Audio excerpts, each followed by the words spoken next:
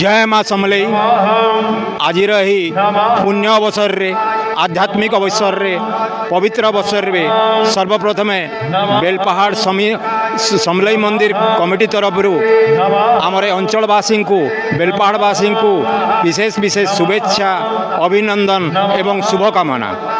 आमर संबलपुर अधिष्ठात्री देवींकर आज्ञामाला गतकाली आसीथिला एवं कलश यात्रा 11 तारिख दिन अनुष्ठित होइतिला।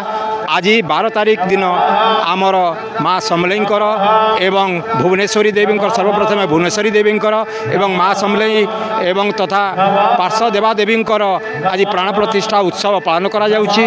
चंडीपाठ मध्य हेउछि एवं अन्न प्रसाद भक्त मानक पई श्रद्धालु मानक पई सुव्यवस्था करा जाइछि। समस्त को अनुरोध करा जाउछि श्रृंखलित भाव में आसी निजर दायित्व तुलेबा सहित प्रसाद मध्य ग्रहण करंतु एवं संध्या समय रे आमर सांस्कृतिक कार्यक्रम कृष्णगुरु मध्य अनुष्ठित हेब। आपण माने आसी शांति श्रृंखलार सहित कृष्णगुरु को उपभोग करंतु भक्ति रस प्लावित हुवंतु एवं श्रृंखला रक्षा करंतु एवं समलई मंदिर कमिटी को आपण माने सहयोग करंतु। धन्यवाद।